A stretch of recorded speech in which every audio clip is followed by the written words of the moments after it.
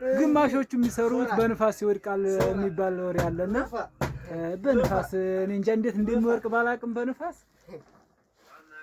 አንዳንዶቹ የሚሰሩት በንፋስ ይወድቃል የሚባል ወሬ አለ። እስኪ እሱን በጋራ እንይ እስኪ። አሰላሙ አለይኩም ወራህመቱላሂ ተዓላ ወበረካቱሁ። የተወደዳችሁና የተከበራችሁ የቻናሌ ተከታታዮች እንደምን አላችሁ? ከኔ ጋር ሁሉ ሰላም አልሐምዱሊላህ። ሰሞኑን እንግዲህ ደግሞ ከትንሽ መጥፋት በኋላ ዛሬ በድጋሚ ብቅ ብዬላችኋለሁኝ።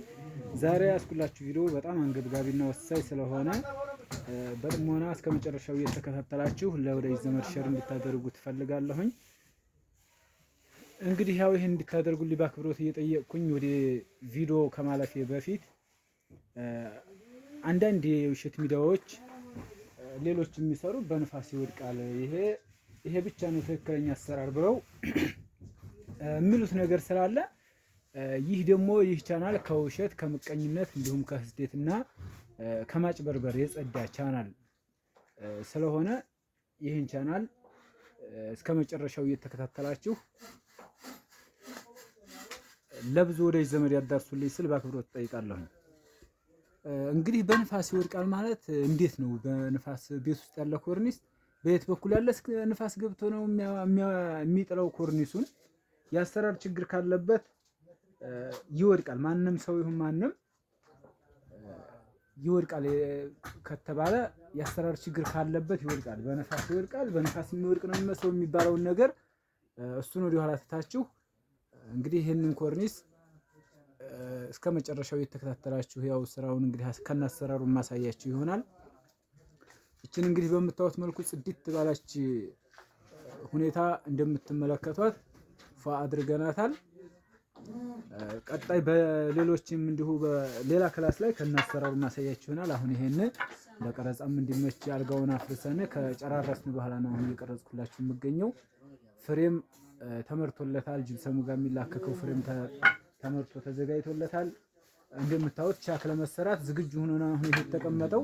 እንደምታዩት አንዳንድ የሚቆፈሩ ኮንዲቶች ካያችሁ ለምሳሌ እነዚህ መጀመሪያ ላይ ያቀባበሩ ትንሽ ጎዴሎ ካለበት እንደዚህ እያደረግን ቻክ ሲሰራ እየቆፈርን እንቀብራል ማለት ነው። መብራቱን አስፈላጊ የሆነ ቦታ ካለ ቻክ ከተሰራ በኋላ ኋላ መስራት ስለማይቻል መብራት አሁን እንደምትመለከቱት የቴሌቪዥን ገመድን ይመስል ለቴሌቪዥን ሶኬት እንዲሁም በእንደዚህ አይነት መልኩ ነው የሚቀበረው ማለት ነው።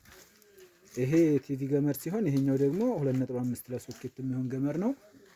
እንግዲህ ይሄን ካያችሁ ውድ ተከታታዮች እንግዲህ የምትከታተሉት መረጃ ምን አይነት መረጃ ነው? ትክክለኛ ነው? ይሄ የውስጥ ውሸት አለበት ወይስ እንዲሁም ደግሞ እስደት ጭምርት አለበት ወይ ብላችሁ መጀመሪያ ምን አይነት ቪዲዮ መከታተል እንዳለባችሁ በደንብ ልታስቡ ይገባል ማለት ነው።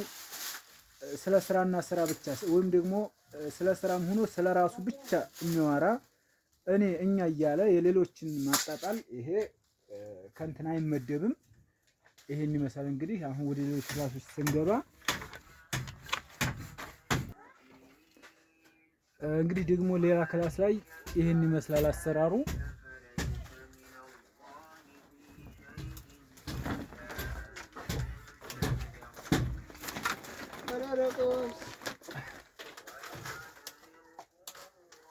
ይሄ የምትመለከቱት ሞራሌው ገና ሳይለብስ ነው ይሄ ፕላስቲኩ። ይሄ ደግሞ የምትመለከቱት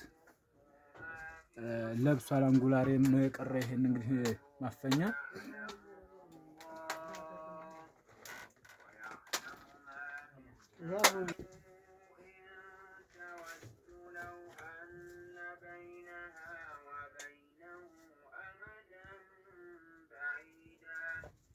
ሰታይ ነው ማለት ነው።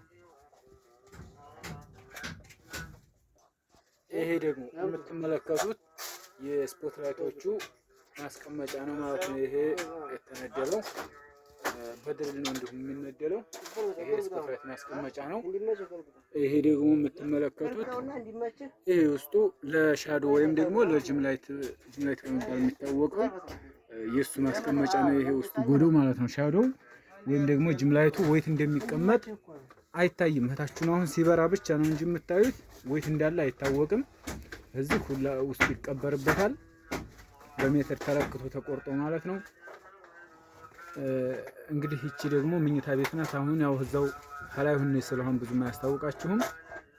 እንደገና ጽድት አድርጌ ለመቅረጽ እሞክራለሁ። እስከ መጨረሻው ተከታተሉት።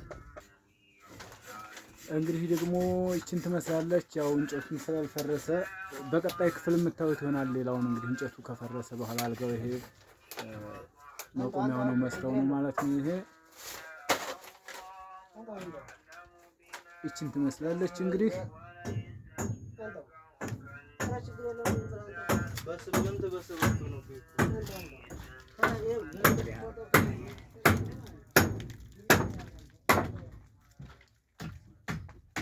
ይሄ ሌላ የልጆች ክላስ ነው። በልሙጥ ነው የተሰራው እንደምታዩት።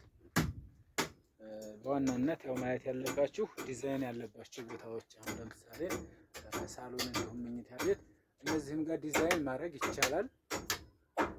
ያው እንደ ሰዎቹ እንደ ባለቤቶቹ ምርጫ ይወሰናል እንጂ እነዚህንም የዕቃ ቤትም ሆነ የኮሪደር ምንም ቢጠቡ ዲዛይን ማድረግ ይቻላል። ይሄ አሁን ኮሪደር ነው እንደምትመለከቱት። ይሄም ልሙጥ ነው እየሆነ ያለው ሞራሌ በመመታት ላይ ነው ገና። እንግዲህ ያው ለዛሬ እንግዲህ ይህን ካየን በዚሁ እንጨርስና በቀጣይ ክፍል እንገናኛለን። እንግዲህ ውድ ተከታታዮች በጣም ይቅርታ የምጠይቃችሁ ነገር ቢኖር ሂሳብ አሳውቀን ለምትሉ ሰዎች ሂሳብ ለማሳወቅ ያው ከቀለም በኋላ መሆን ስላለበት ነው። ቤቱ አለቀ የሚባለው ቀለም ተቀብቶ ማብሪያ ማጥፊያው አምፖሉ ሁሉ ተረክቦ ሲያልቅ ነው። እንግዲህ የዛኔ ነው ሂሳብ ማሳወቅ የሚቻለው። ምክንያቱም ከዛ በኋላ ብዙ ወጪዎች ስለሚኖሩ ቀጥታ ኮርኒሱና ጅብሰሙን ጭርስ እንዳረኩኝ ሂሳብ ለምሳሌ ይህን ያህል ፍጅ ብላችሁ ከዛ በኋላ የሚወጡት ወጪዎች ሌላ አላስፈላጊ እንትን እንዳይሆኑ ሂሳብ ለምሳሌ በይህን ያህል ይበቃኛል ብሎ ላሰበ ሰው ተጨማሪ ወጪዎች እንዳይሆኑበት በማሰብ ቀለም ከጨረስን በኋላ ነው ሂሳብ ማሳወቅ የሚቻለው ማለት ነው። እና ደግሞ ሌላ ማለት የምፈልገው ነገር 90 ቅጠል 80 ቅጠል 60 ቅጠል 72 ቅጠል ቆርቆሮ ነው የኔ ስንት ይፈጃል የምትሉ ሰዎች አላችሁ ብዙ ጊዜ ኮሜንት ላይ ማለት ነው። እንደዛ አይነቱን በዛ መወሰን አይቻልም። በቆርቆሮ ብዛትና ማነስ መወሰን አይቻልም ማለት ነው። ምክንያቱም አሁን ይሄ ለምሳሌ ይሄ ምርግ እንደምትመለከቱት አሪፍ የሚባል ስትሬት የሆነ ምርግ ነው። ሙሊቱም አሪፍ ነው ማለት ነው። ይሄ አሁን ይሄ ሙሊትና ሌሎች ደግሞ ለጅብሰም ያው ታስቦ የሚመረጋል። አሁን ላይ ጅብሰም በቃ እንዲቀበል እያሉ በጣታቸው ብቻ ፍርክ አድርገው የሚመርጉት ምርግ አለ። እሱ እኩል ጅብሰም አይወስዱም ማለት ነው። እንዲሁም ጥቅጥቁ ደግሞ ጭራሹን በጣም ጅብሰም ስለሚወስድ እንደ ቤቱ አመራረግ ይወሰናል ማለት ነው። እንዲሁም ደግሞ በሲሚንቶ ተመርጎ ተገርፎ ከሆነ ሲሚንቶ ለስን ከሆነ ጭራሹን ጅብሰም አይወስድም አይፈጅም። ስለዚህ ውስጡ እንደተመረገው ውሳኔ ስለሚወሰን ለፍጆታው ወይም ፕላስቲኩም ለምሳሌ የምታዙት ዲዛይን ይወስነዋል። ፕላስቲክም ብዛት የቤቱ ሁኔታ ታይቶ ነው በቃ እንግዲህ በቪዲዮም ሆነ በአካል ቤቱ ታይቶ ነው መወሰን የሚቻለው። አበዛሁባችሁ፣ በጣም ይቅርታ እየጠየቅኩ እንግዲህ ለዛሬ በዚሁ ጨርሳለሁ። በቀጣይ ክፍል እንገናኝ። መልካም